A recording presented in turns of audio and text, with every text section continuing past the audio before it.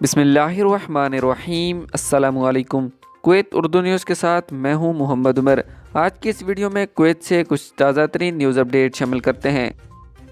सबसे पहले कुवैत में रहने वाले उन तारकीन वतन के मुतल्लिक़ ख़बर शामिल करते हैं जिन्हें कोरोना वायरस वबा के दौरान नौकरियों से निकाल दिया गया था। उनके हवाले से ख़बर है कि रोज़नामा अलंबा ने ज़राए के हवाले से रिपोर्ट किया है कि तेल के शोबे के कारकुनों को जिन्हें नौकरी से बरतरफ कर दिया गया था उसी मुलाजमत के ग्रेड और उसी तनख्वाह के साथ दोबारा मुलाजमत देने की तजवीज़ कबीना में पेश की गई है। तेल के शोबे के ज़राए ने इंकशाफ किया है कि इस इक़दाम का मकसद कुवैत पेट्रोलियम कॉरपोरेशन KPC और इसके ज़ेली अदारों में मसावात को यकीनी बनाना और तरजीह मुलाजमतों को ख़त्म करना है। ज़राए ने वजाहत की है कि ये 1969 के oil sector labour law number 28 में एक पैराग्राफ का इजाफा करके किया जाएगा।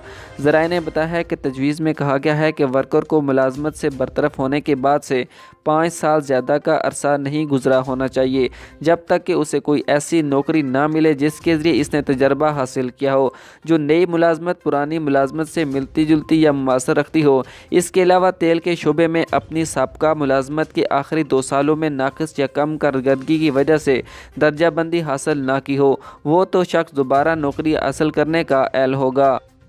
ऐसे लोगों को वापस पुरानी जगह पर उसी तनख्वाह के साथ और उसी ग्रेड में दोबारा मुलाजमत दी जाएगी।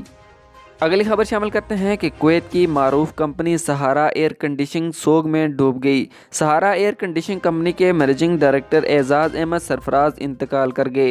तफसीलात के मुताबिक कुवैत में एयर कंडीशनिंग बहाली का काम करने वाली मारूफ कंपनी सहारा के मैनेजिंग डायरेक्टर एजाज़ अहमद सरफराज इंतकाल कर गए हैं। उन्होंने कुवैत में ज़्यादातर हिंदुस्तानी और पाकिस्तानी तकरीबात को फ़रोग़ दिया है।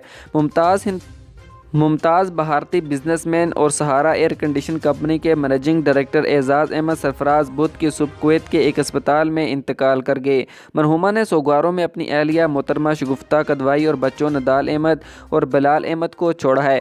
एजाज़ अहमद ने सहारा एयर कंडीशनिंग कंपनी कायम की जो 2 दहाइयों से ज़्यादा अरसे से कुवैत में एयर कंडीशनिंग खिदमात के साथ कारोबार से मुंसलिक है। एजाज़ अहमद सरफराज हिंदुस्तान में कई तालीमी अदारों और ट्रस्टों के सरपरस्त भी रहे थे। सरफराज अहमद कदवाई एजुकेशनल फाउंडेशन जैसे उन्होंने भारत में कायम किया। इनकी सरपरस्ती में एक तालीमी मरकज़ भी चलाया जा रहा है जो भारतीय रियासत UP के शहर लखनऊ के करीब एक पूरे गांव को अपनी सरपरस्ती में लिए हुए है।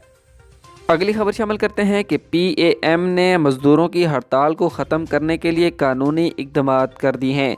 वज़ारत तालीम के साथ मुआहिदा करने वाली कंपनियों में से एक में मज़दूरों की हड़ताल के बारे में जुलेब अल शुएख पुलिस स्टेशन से रिपोर्ट मसूल होने के बाद पब्लिक अथॉरिटी पर अफरादी क़ुव्वत ने ऐलान किया है कि इसने वज़ारत दाखिला के साथ मिलकर वो सब कुछ किया है जिससे मुतासरीन के हकूक़ का तहफ़्फ़ुज़ मुमकिन है।